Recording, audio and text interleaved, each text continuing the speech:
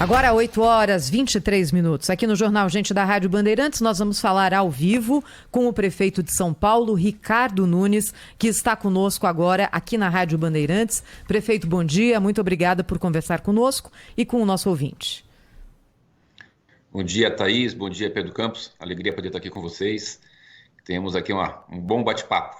Obrigada. Queria começar falando com o senhor sobre Cracolândia, não é, prefeito? Nós temos visto essa ação da prefeitura ocorrendo no centro de São Paulo e junto com Polícia Civil, Guarda Civil Metropolitana, outras entidades, para tentar resolver essa situação que é complexa, histórica, difícil de ser resolvida, mas que precisa ser enfrentada. Queria ouvir do senhor, nesse momento, qual é o ponto da operação especial que envolve a Cracolândia e quais são os próximos passos no planejamento da prefeitura. Olha, Thaís, a tua fala é exatamente o que a gente está vivendo. Difícil, mas precisa ser enfrentada. Nós fizemos uma estruturação com relação às pessoas da assistência social, aumentamos a equipe na área da saúde. Nós tínhamos 10 equipes do consultório de rua, passamos para 20, ampliamos mais um CIAT, ampliamos o número de leitos de atendimento. Na Guarda Civil Metropolitana, aumentamos o efetivo lá, fizemos a valorização desses profissionais, aumentando em 900% o valor da gratificação, e tramita na Câmara, deve estar votando hoje, inclusive, em segunda votação, o projeto que dá o aumento. Investimos em treinamento e, mais do que tudo isso, Thaís, eu acho que é um conjunto de todos aqui da Prefeitura de São Paulo, da Secretaria de Assistência, Saúde, Direitos Humanos, Guarda Civil Metropolitana, empenhados e focados em poder atuar e ajudar essas pessoas que são usuários de droga. E uma boa parceria com o governo do Estado. Trabalho da Polícia Civil, da Seccional 77DP, Dr. Roberto Monteiro, Dr. Vasconcelos e toda a sua equipe trabalhando conjunto. Então, uma frente atuando na área da criminalidade, prendendo o traficante, e outra frente atuando para fazer o atendimento das pessoas dependentes, buscando que a gente possa dar uma oportunidade para eles se livrarem do uso do crack. Prefeito, muito bom dia, bem-vindo ao nosso programa. Nessa questão aí, tem gente que acha que não adianta nada, não adianta fazer internação compulsória, coisa e tal, são aquelas pessoas que se dedicam a, parece, conspirar pela manutenção, pela perenidade, digamos assim, da Cracolândia, né? E uma das coisas que eles dizem é que tem que dar habitação para os viciados, né?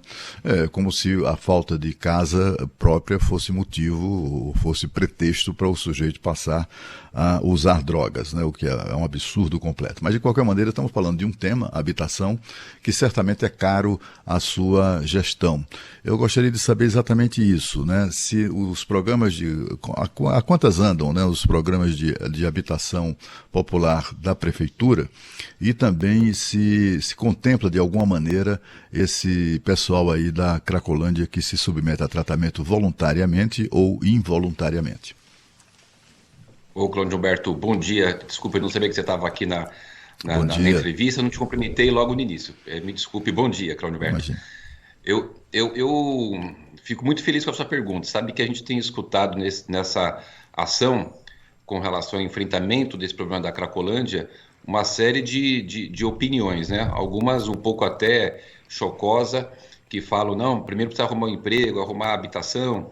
É mais ou menos, Cláudio Humberto, se a gente tivesse uma pessoa se afogando, e aí você, em vez de salvá-la, você olha, e aí, você precisa de um emprego, de uma casa? Evidentemente que as pessoas precisam, né? Mas você tem as questões para você tratar de forma emergencial qual que é a prioridade. A prioridade agora é ajudar as pessoas a saírem do vício do crack.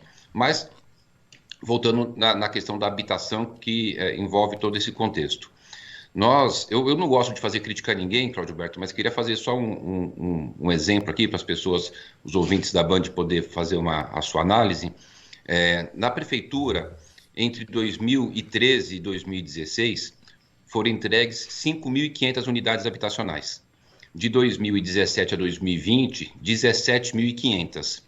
Só do ano passado até agora, nós entregamos 4.420 unidades habitacionais e no sábado passado nós publicamos um edital para aquisição de 45 mil unidades habitacionais. além do que a gente tem mais de 8 mil unidades em construção. Portanto, a nossa meta é de entregar 49 mil unidades habitacionais. Nós já estamos com todo o programa feito, realizado, planejado para efetivamente fazer a maior entrega e o maior programa habitacional da história da cidade de São Paulo, com dados concretos que eu estou te dando aqui.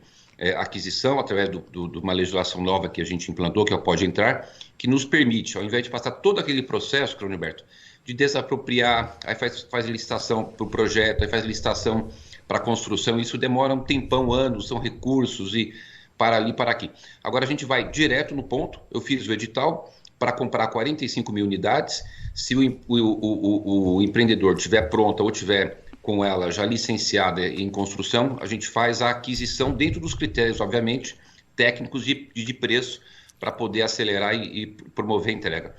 Além disso, a questão da regularização fundiária. Nós vamos fazer 220 mil regularizações fundiárias na cidade. A gente estava com a licitação parada há alguns anos no Tribunal de Contas, agora foi liberado, já publicamos para fazer a contratação da empresa para fazer a regularização fundiária. Enfim, eu estou muito satisfeito com relação ao que a gente conseguiu caminhar e do que a gente tem de horizonte para poder fazer essa entrega das questões do programa habitacional. Mas, sem querer estender muito na resposta, mas como é que a gente funciona aqui a questão do atendimento habitacional? Existe uma lista, são 160 mil pessoas inscritas no programa habitacional, isso tem que seguir a sua cronologia, exceto em casos excepcionais, como por exemplo, eu fiz a entrega de 1.220 cartas de crédito para mulheres vítimas de violência, porque a gente entendeu que ali era um caso excepcional que precisaria ser priorizado, né?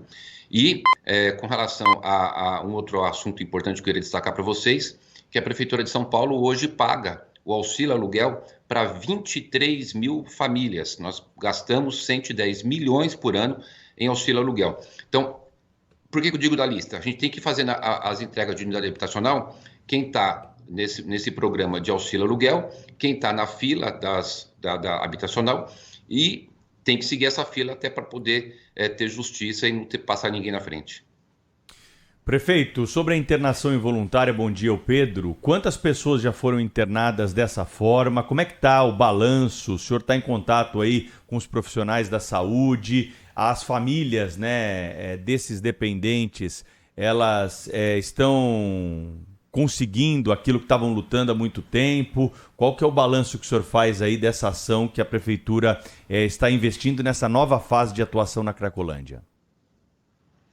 Olha, Pedro Campos, muito boa a tua pergunta. Eu queria fazer um panorama muito rápido, porque às vezes as pessoas pensam que isso aqui é algo inédito da Prefeitura de São Paulo, que é algo que não acontece. Por exemplo, nos Estados Unidos, de 50 estados, nós temos 35 estados que fazem a internação involuntária. 30 deles, inclusive, para álcool, né? Não abrange nem drogas.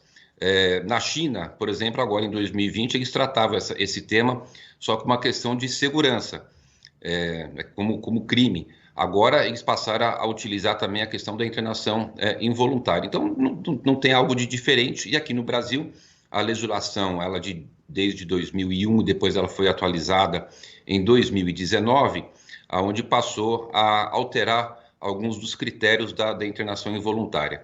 Só queria frisar o que é isso. É quando um familiar da pessoa, que é o dependente químico de álcool ou droga, ele solicita ao poder público que aquele parente, né, seja submetido a um exame médico. O médico faz a avaliação, em havendo a necessidade por determinação médica, aí é solicitado a internação involuntária. O que a Prefeitura está fazendo? Dando condições para que esses parentes e essas pessoas que são dependentes químicas, elas possam obter o tratamento. Então, a Prefeitura está disponibilizando o tratamento. Equipe médica, leito hospitalar, enfim, medicamento, tudo aquilo que é necessário para que a pessoa possa fazer. Então, nós temos essa atuação. De abril para cá, houveram de pessoas que são dependentes de álcool e droga, foram 22 pessoas, e estamos com o serviço disponibilizado. Algum parente que tenha os seus parentes envolvidos com álcool e droga num estado que seja necessário a internação, portanto, dependendo da avaliação médica, a Prefeitura vai disponibilizar todas as condições para que essa pessoa possa ter o tratamento e se livrar desse grande problema que a gente tem na cidade aqui, que são os usuários dependentes de álcool e droga. Prefeito Ricardo Nunes, ao vivo, aqui na Rádio Bandeirantes, no Jornal Gente.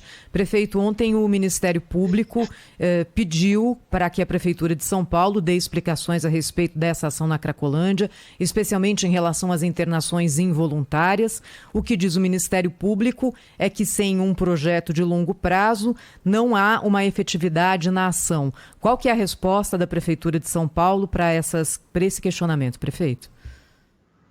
Olha, nós temos uma excelente relação com o Ministério Público, o Tribunal de Justiça. Tive vários diálogos com o Procurador-Geral, Dr. Mário Sarrubo, com o Tribunal de Justiça. Tive dias atrás uma longa conversa com o presidente Ricardo Anaf. A posição da Prefeitura é de bastante diálogo, de compartilhar os problemas, de compartilhar o que a gente propõe como solução. O que a gente, infelizmente, às vezes tem de uma situação ou outra são algumas posições pessoais, não da instituição como um todo. Mas o que eu queria aproveitar da tua pergunta é dizer que a gente precisa da ajuda de todos, da imprensa, da população, do Ministério Público, do Tribunal de Justiça, porque nós estamos falando de pessoas que estão numa situação de drogadição muito grave. A situação é bastante complicada de muitos deles e o nosso foco é ajudar que essas pessoas possam se libertar das drogas. Eu até estou preparando um convite aos integrantes do Ministério Público, aqueles que desejarem, para que nós possamos sentar à mesa, dialogar, mostrar o que a gente está propondo, que já se avançou, onde se pretende chegar, e fazermos uma visita lá na Cracolândia. Eu tenho ido bastante lá, Thaís. Por exemplo, no sábado passado, nós começamos lá um serviço de saúde muito importante, que é a espirometria. É um exame que mede a capacidade pulmonar. E olha que preocupante, Thaís. Das 32 pessoas que fizeram o exame no sábado, ali dentro da Cracolândia, na Rua Helvétia, né, eu estava lá junto com o secretário da Saúde, secretário da Assistência, de Direitos Humanos, toda a nossa equipe lá participando. Dessas 32 pessoas, mais da metade, Thaís, o exame de espirometria mostrou que mais da metade deles tem metade do comprometimento pulmonar, ou seja, como se eles tivessem só um pulmão, porque já tem ali, por conta da ação do crack, debilitou muito o pulmão. Então a gente quer mostrar isso para as pessoas, o que está causando o crack, o que causa na vida das pessoas, a questão de saúde, a questão psiquiátrica, que acaba eles sendo submetidos por conta do uso dessa droga terrível que é o crack. O que a gente quer só demonstrar que nós estamos numa frente contra o crack. E numa frente contra o crack é uma frente em favor da vida dessas pessoas. Então, qualquer pergunta que o Ministério Público nos fizer, a gente vai estar respondendo, mas eu tenho certeza que eles vão estar colaborando e ajudando e vão estar, inclusive, nos dando sugestões para que a gente possa melhorar cada vez mais, que esse é o nosso objetivo. Tomara, né, prefeito? Porque o histórico é preocupante, né? A gente viu aí agora essa ação da prefeitura, que com a internação voluntária, sempre com participação das famílias, dos viciados, e já tem lá gente do Ministério Público querendo questionar, querendo paralisar, querendo impedir a ação da prefeitura. A Defensoria Pública também tem um histórico muito ruim, né, sobre esse aspecto. É como se o fim da Cracolândia acabasse por deixar de... Como é que eu diria? Acabasse por retirar a motivação dessas pessoas, né? Como se eles deixassem de existir com o fim da Cracolândia e aí ficam ali. Só pode ser uma coisa como essa, uma coisa que tem mais a ver com vaidade do que propriamente com a solução do problema. Prefeito, além da habitação, que foi a minha pergunta anterior, também a geração de empregos é outra demanda, digamos assim, dessas pessoas, né? De setores, inclusive ONGs, vereador, enfim, essas pessoas que acabam se envolvendo também na discussão a respeito da Cracolândia, falam que é preciso gerar empregos para aquelas pessoas. Eu sei que certamente a Prefeitura tem políticas de geração de emprego. Eu gostaria de saber que políticas são essas e se, de alguma maneira, enfim, há a previsão de estimular a geração de empregos entre essas pessoas, até para, como é que eu diria, para atender a essa demanda tão mencionada pelo Ministério Público, por ONGs, etc. Como é que é isso? Tem programas de geração de emprego no município e de que maneira essas pessoas em tratamento podem se beneficiar disso? Claudio Berto, deixa eu aproveitar só um pouquinho o gancho do início da tua fala, O que é muito importante, eu que estou aqui à frente da prefeitura, eu queria poder aproveitar aqui e compartilhar com todos os ouvintes aqui da Bandeirantes. É muito importante que eu tenha toda a minha equipe motivada e todos indo para o mesmo caminho. Aos direitos humanos, a assistência social, saúde, a GCM, nossos parceiros, o governo do estado, a Polícia Civil, enfim, Polícia Militar. Quando a gente passa a ter um momento que parece que existe uma disputa, um querendo contestar a questão do outro, a gente pode criar um ambiente não favorável. E o que eu queria dizer? Essa luta é de todos nós. Todos nós, são todas as instituições, todos os órgãos, nós estamos todos num só objetivo. Então, evidentemente, quando você faz alguma ação, é possível que tenha alguma falha, é possível. O que a gente não pode ter é a omissão. A omissão seria o quê? Você vê aquela feira do crack que acontecia, com as pessoas usando ali crack de uma forma aberta, o comércio do tráfico aberto, com bancas, como se fosse uma feira, e a gente aceitar que aquilo possa ser algo que a cidade de São Paulo ia conviver com aquilo. Nós precisamos entender que não é possível aceitar aquilo, que a gente precisa ter uma ação. Evidentemente, quando você faz alguma ação, como eu falei aqui, com muita humildade, Claudio Humberto, é possível que quando você faça uma ação, você tenha alguma falha. Nós estamos fazendo de tudo para não ter falha, mas nós não podemos pecar pela omissão. Isso eu queria pedir a compreensão, o apoio de todos. Quando a gente faz assim críticas de uma forma que é desproporcional, né, a gente pode acabar desmotivando alguém desse grande grupo de pessoas que estão empenhadas em ajudar a salvar a vida das pessoas. Agora, indo objetivamente na questão do emprego, realmente uma das questões que eu tenho visto, não o Instituto, o Ministério Público, mas algum posicionamento pessoal, tem que arrumar um emprego. Isso é uma questão ampla, não é uma questão pontual. E o que a Prefeitura está fazendo do ponto de vista amplo de política pública da geração de emprego? Nós fizemos no ano passado aqui o Programa Municipal de Desenvolvimento Econômico. Isso tem dado muitos resultados. A Prefeitura reduziu o ISS de várias atividades. Nós estamos há 2 anos sem fazer a correção da tarifa de ônibus. Nós não aumentamos, não fizemos a correção do PGV, do IPTU desde 2017. Nós estamos fazendo o nosso esforço de apertar o cinto para não ter aumento de tributação e a gente poder, né, com essa questão da passado o pior período da pandemia, retomar a questão da geração de empregos. E tem dado certo, Carlos Humberto. Números são importantes para a gente poder fazer uma compreensão do contexto. No ano passado, olha que interessante, Thaís, Pedro, no ano passado a cidade de São Paulo gerou 336 mil empregos formais. 336 mil. Esse número sozinho não representa nada. Quando eu vou te dar aqui agora o comparativo, a gente vai entender o quanto a gente avançou. A segunda colocada foi a cidade do Rio de Janeiro, com 82 mil empregos formais. Isso quer dizer o seguinte, São Paulo, 336 mil, Rio, 82 mil. São Paulo tem o dobro da população do Rio, mas nós crescemos em empregos formais 4 vezes mais. Olha o quanto a gente conseguiu avançar na geração de empregos formais. Então, dentro de um grande contexto do trabalho que a Prefeitura vem desenvolvendo, com os empreendedores que aqui empreendem, gerando emprego na cidade, é que a gente vai poder dar as oportunidades de emprego. A geração do emprego não é algo que a prefeitura, o órgão público, né, vai definir de uma forma isolada. São as políticas públicas que geram uma condição onde quem quer empreender aqui vai pôr a sua sementinha de empreendedorismo e ela vai germinar, porque a gente criou um ambiente saudável para isso. Deixa eu dar uma informação muito rápido. A criação de MEIs, microempreendedores individuais, nós atingimos a marca de 1.090.000 MEIs. Para a gente ter uma ideia, em 2017 eram 444 mil. E dessas 1.090.000, Thaís, inclusive 55% é de titularidade de mulheres. Portanto, as mulheres aí também participando muito da questão de empreender, de ter a tua renda. Então, acho que esse é o caminho que a gente precisa, Claudio Humberto, de poder fazer a geração de emprego. Né, ter um ambiente saudável, favorável para empreender, e aí o próprio mercado como um todo, nós estamos numa cidade de 12 milhões de habitantes, vai gerando as oportunidades para as pessoas se empregar.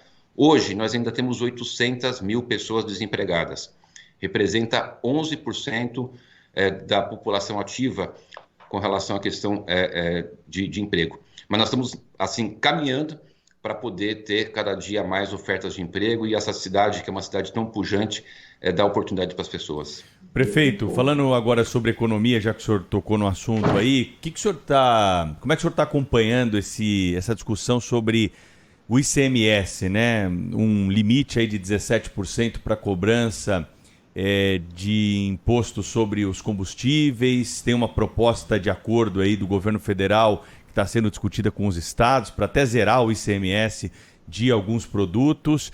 Uma parte do ICMS vem para os prefeitos também, né? Não me lembro quanto mas o senhor acompanha essa discussão e pensa o que a respeito dessas discussões que estão sendo travadas lá em Brasília? Uma parte vem, 25% do ICMS vão para os municípios, como por exemplo o IPVA. Você paga o IPVA para o Estado, 50% fica para o Estado, 50% para a placa que pertence ao carro, para aquele município. Eu tenho bastante preocupação. Reduzir a carga tributária é fundamental. Tanto é que aqui eu reduzi o ISS de toda a atividade de franquias, de audiovisual, todo esse serviço de aplicativo, de intermediação para você comprar comida, transporte. Eu também reduzi o ISS de 5% para 2%. Eu sou a favor da redução de impostos, mas deixa eu fazer aqui um parênteses com relação a essa questão. Os municípios, Pedro, eles não podem perder a receita. Você mora no município, a Thaís mora, eu moro, o Cláudio Humberto mora, todo que está nos escutando aqui mora em um município. É no município que fica a necessidade de você atender os serviços para a população. No município que você tem que prover mais a questão da habitação, a questão da zeladoria, a questão da iluminação, a questão de manter a praça arrumada, de tapar o buraco, de fornecer escola, posto de saúde. Quando o município perde receita, a gente gera um grande problema ali na cidade. Então, eu acho que é importante fazer a redução de impostos, mas a gente precisa garantir que os municípios não percam a sua receita. E aí, uma grande discussão. O que eu vi agora da última fala do presidente é de que faria uma compensação aos municípios, aos estados, com relação a essa perda de arrecadação. Então, eu acho que reduzir os impostos, e a cidade de São Paulo é exemplo disso, nós reduzimos impostos, nós fizemos uma ação e a gente aumentou o número de empregos. Eu acabei de dar o dado para vocês aqui, a economia ficou mais forte, mas precisa tomar um pouco de cuidado. Não é possível que a gente não discuta com relação a município perder receita, porque as demandas são enormes aqui na cidade de São Paulo, então gigantescas. Todo mundo fala que São Paulo é rica, terceiro PIB do país. Mas nós temos aqui 1.420.000 pessoas na extrema pobreza. Nós temos os nossos 1.080.000 alunos, 505.000 estão classificados como pobres ou na extrema pobreza. Então a gente também tem muitas desigualdades sociais. Se a cidade de São Paulo, que é o terceiro maior PIB do país, tem dificuldade, imagine os outros municípios por esse Brasilzão afora aí. Agora, prefeito, também os atuais gestores públicos, sejam prefeitos ou governadores, vão ficar sob pressão, inclusive aí da eleição, né? Não faltarão candidatos que durante a campanha, candidatos de oposição, aos governos estaduais, por exemplo, que dirão, se eu vencer, vou aderir a esse programa para reduzir o preço do combustível. Será também uma pressão política forte aí que os gestores públicos estaduais terão que enfrentar neste momento, né? Mas por falar nisso, eu queria saber do senhor o seguinte, é a questão do custo das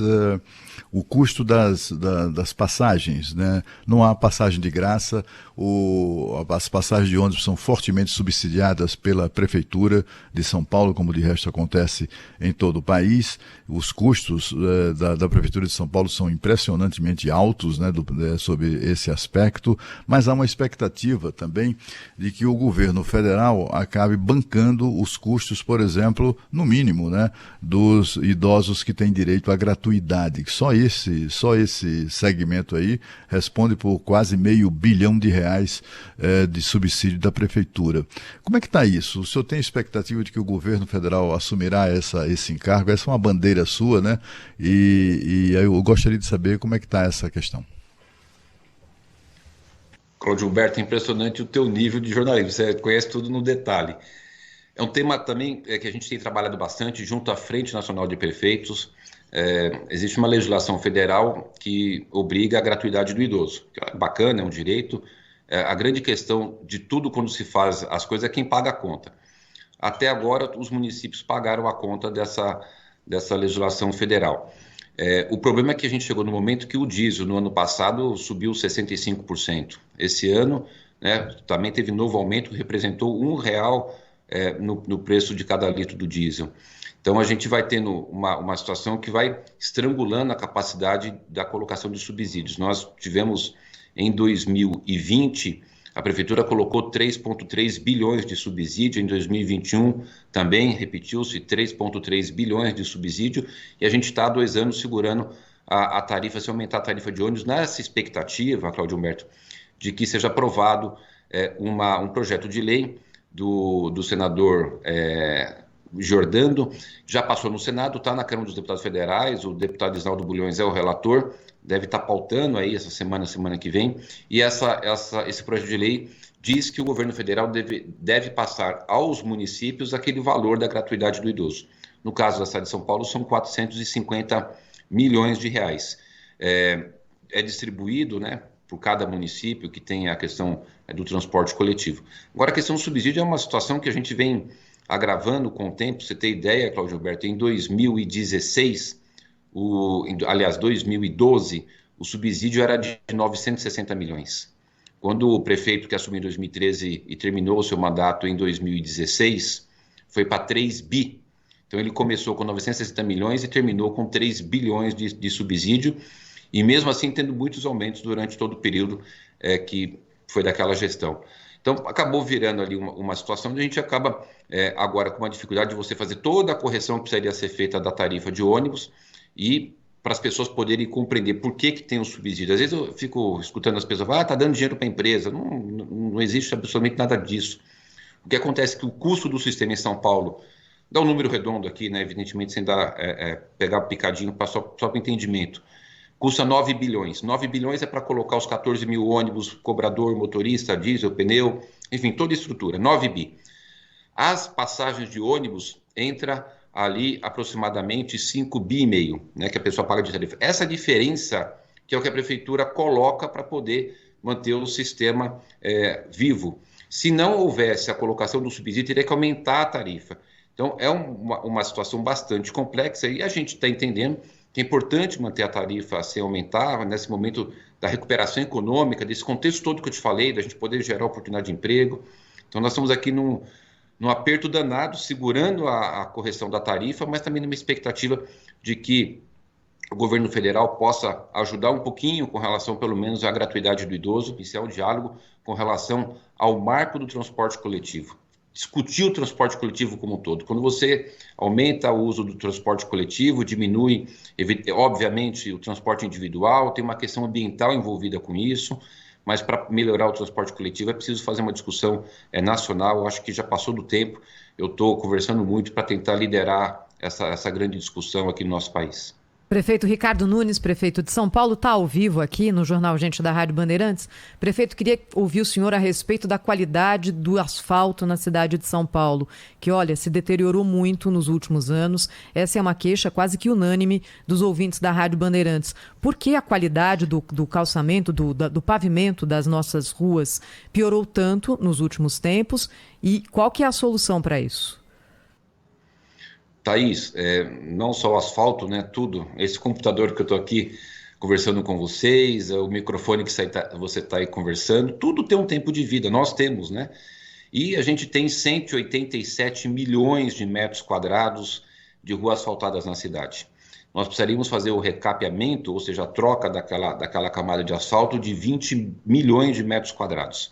São aquelas que já estão há muito tempo, porque o tempo vai fazendo com que ele crie aquelas frissuras e aí vai entrando água e aí ele fica suscetível a abrir o buraco.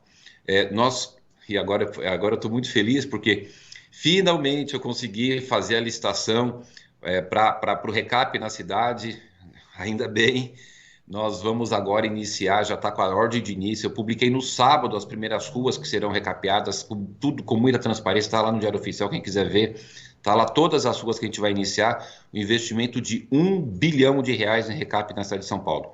Com R$1 bilhão, nós vamos conseguir fazer 5,9 milhões de metros quadrados. Eu falei aqui para você mais no início que eu precisaria fazer 20 milhões de metros quadrados. Então, eu vou fazer 5,9, Terminando essa etapa, a gente já vai partir para a próxima, a gente tem recurso para isso, esse acordo que a gente fez com o governo federal de conseguir eliminar a dívida da cidade de São Paulo com a União de 24 bilhões, vai poder fazer com que a gente corra atrás desse prejuízo e corrija essa situação que há muito tempo está sem fazer. Até isso, bom, ia fazer um comentário de uma entrevista que eu escutei dias atrás, não vou fazer não, não vou dar crédito para a pessoa não.